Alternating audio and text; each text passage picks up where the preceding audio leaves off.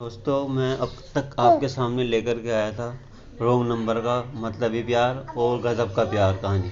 अब आपके सामने मैं लेकर के आया हूँ तीसरी कहानी कि किसी भी देश का नेता कैसा होना चाहिए। हमारे देश का नेता है, किसी भी देश का नेता कैसा होना चाहिए, इस कहानी का टाइटल भी यही है, हर देश का नेता ऐसा हो। इस कहानी में सबको मैं ये बताना चाहता हूँ कि हमारे देश या किसी भी देश का नेता कैसा होना चाहिए, चाहे वो पूरे देश का पीएम हो या स्टेट का सीएम हो या फिर अपने क्षेत्र का विधायक हो। उसको जनता की भलाई के लिए क्या क्या काम करने चाहिए जिससे वो सारी जनता का दिल जीत सके। और जब वो जनता को खुश रखने वाले या जनता को खुश करने वाले काम करेगा तो लाइफ टाइम के लिए वही नेता बार बार मंत्री बनता रहेगा। अब चाहे वो देश का पीएम यानी प्रधानमंत्री हो या फिर स्टेट का सीएम यानी मुख्यमंत्री हो या फिर अपने क्षेत्र का एमपी या एमएलए ही क्यों ना हो, फिर जनता को किसी और नेता को चुनने के लिए सोचना ही नहीं पड़ेगा, क्योंकि जनता नेता को तभी बदलना चाहती है जब उसका नेता जनता की मर्जी के काम नहीं करता है, जनता को परेशान करता है, जनता का दिल दुखाता है और केवल वो अपना ही भला चाहता है, अपने बंदों का और रिश्तेदारों का अमीर बनाकर जनता को भिखारी बना देता है।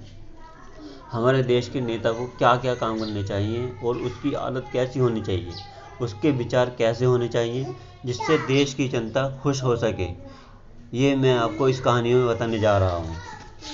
दोस्तों, ये कहानी कोई मैंने किसी किताब से नहीं देखी है, मैंने ये खुद लिखी है और मेरी अपनी खुद की हैंड राइटिंग है। कोई अगर ये साबित कर दे कि मैंने किसी की चुराई हुई से मैंने ये कहानी सुनाई है तो उसको मुँह मांगा इनाम दूंगा मैं। और मैं वो खूबियाँ बताऊंगा कि अगर हर देश का नेता ये सारे काम कर ले तो देश का भी और देश की जनता का भी विकास हो जाएगा।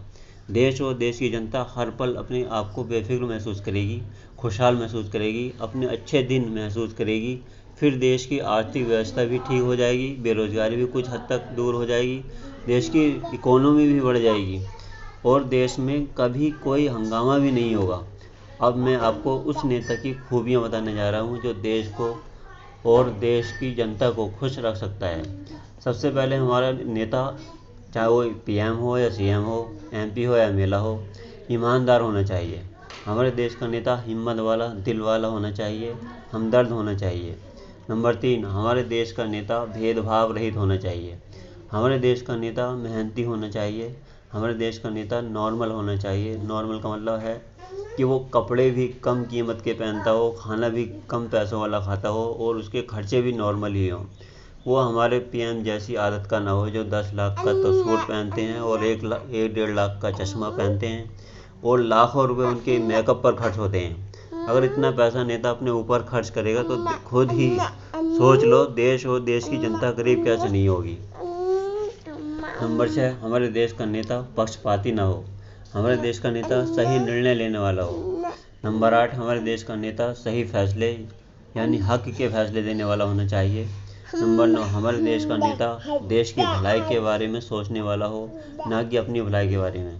नंबर 10, हमारे देश का नेता जनता की भलाई और जनता की खुशियों के बारे में सोचने वाला होना चाहिए। नंबर 11, हमारे देश का या राज्य का नेता डरपोक नहीं होना चाहिए। नंबर 12, हमारे देश का या राज्य का नेता मतलबी नहीं होना चाहिए। मैंने आपको इस सबसे पहले अपने नेता की पहली खूबी बताई थी कि वो ईमानदार होना चाहिए, क्योंकि अगर वो खुद ही ईमानदार नहीं होगा तो उसके मंत्री भी ईमानदार नहीं होंगे। जब उसके मंत्री ही ईमानदार नहीं होंगे तो सोचो देश का और देश की जनता का कैसे भला हो सकता है। देश तो भ्रष्टाचार में बर्बाद हो जाएगा, क्योंकि जब नेता ही देश की जनता का पैसा खाएगा तो वो अपने मंत्रियों को भी खूब पैसा खिलाएगा और अगर वो नहीं भी खिलाएगा तो मंत्री खुद ही देश का जनता का पैसा खा जाएंगे। सारे के सारे मिलकर देश का पैसा, देश की जनता का पैसा स्विस बैंक में डालते रहेंगे और 5 साल में देश भी गरीब कंगाल हो जाएगा, देश और भी गरीब कंगाल हो जाएगा।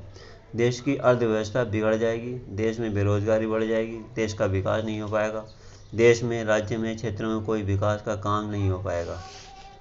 अब मैं ये पार्ट यहीं पे पूरा करता हूँ। अगला पार्ट आपके सामने कल लेकर के आऊँगा।